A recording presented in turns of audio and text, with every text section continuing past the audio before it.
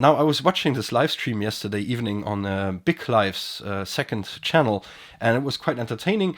And people were discussing about chemicals and pyrotechnics and explosive compounds. And I threw in the word snow candles, and suddenly people were asking what are snow candles. So I decided to make it a small video about this question.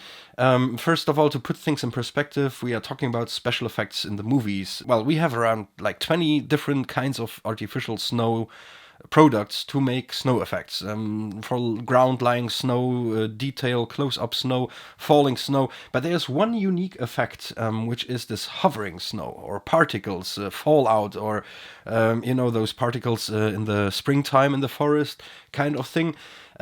Most of the time nowadays they are generated digitally. Most of the computer games, you certainly know them, or you know them from Stranger Things, where you see them in the upside down world, those particles flying around. But basically they're all going out from a real on-stage effect. That basically is one single product that allows us to create this effect, which unfortunately gets used rarer and rarer, because simply it is quite expensive, and on the other side it is quite toxic. So I need to put on some gloves. I made the expense and drove down to my shop to grab some today to show you. Now, basically, what are snow candles? Let me show you. They are looking very unspectacular. These are snow candles. Maybe let me zoom in a little. Yeah, that should be fine. Yeah, these are snow candles. So they are very simple looking devices. And yes, you can see this white powder everywhere coming off of them. That's why I'm wearing gloves. Basically, what this is a cardboard or paper rolled tube filled with a chemical compound called methaldehyde. Methaldehyde is a chemical that is quite poisonous, and it got banned in the 80s and 90s as it was sold as some sort of a snail poison to put in your backyard, and a lot of dogs and cats somehow died because they started to eat it. So nowadays it's pretty hard to get by. So what this does is you have this paper roll, which is like the main secret of this whole device, because this is not only paper, this is a special treated paper. What you do, you light this on fire with a lighter, you blow out the flame, and it will start glowing, and it will start glowing pretty rapidly. It takes about 1 minute to burn down until right here. And what this does is it heats up the methaldehyde that is inside in the middle here.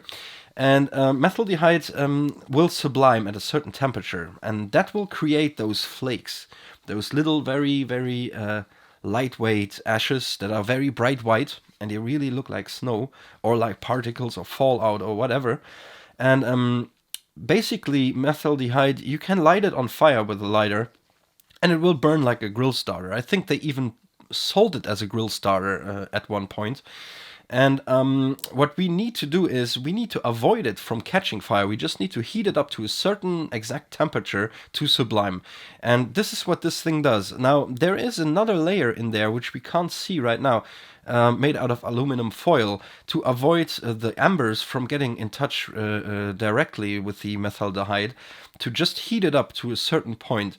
Now, I really wanted to show you this outdoors, but it is so stormy and rainy today that I really can't go outdoors without... it will destroy the effect anyways, because the wind will blow it away. So, again, let me zoom out maybe. I want to show you the device we use usually to spread those flakes, because when you light it, Snow Business, which is, by the way, the company who produced this, that are specialized in all kinds of artificial snow effects, they recommend putting it in a side of a bucket and then swinging it around.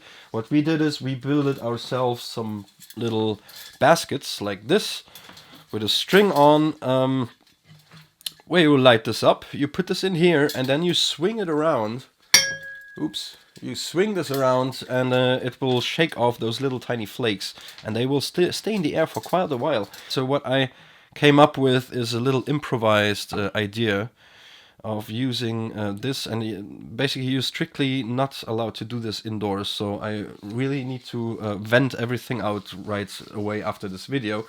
So this video will come to an abrupt end when I will start heating this up. Maybe I should put off the ring lights. Yes, so this is way better. Now, I tried this out already. It is quite hard to get it on camera. But what I will do, I will first put this away. By the way, even you light this thing on fire with a lighter, this is not a pyrotechnic device. It is not a pyrotechnic article, and you can buy this freely with the age of 18. And but as I said, they are quite expensive, but still they are quite good. I mean, they fill up a huge area with this particle effect. Now, I took out some of this powder here. You can simply, there is a little cardboard plug on the top, and I pulled this out, and it's very loosely fit in there. It's not compressed at all. Yeah, and now I will try to heat this up with my soldering iron, and we'll see if we can recreate this little indoor effect here. Oh, yeah. You see this probably. I don't know if you can see it. This white thing coming off, it's not... This is not smoke. This is basically, these are very tiny little particles. And when I spread them a little, you can see them flying around everywhere. Maybe you can see it better. I don't know. I will see this in the edit. But yeah. So this is how this stuff works. A very nice effect and a very nice idea. Okay, so I vented a little bit in here because there were particles everywhere. Now, as I said, it is a very nice sort of product, very unique. There are maybe 2 companies worldwide who are producing them. Here again, you can see this little cardboard plug on the top of it. And as I said, the powder is quite loosely packed inside.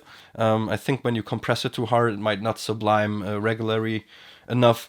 There goes quite a lot of ingenuity into this little things here. That's why that's why they are so expensive.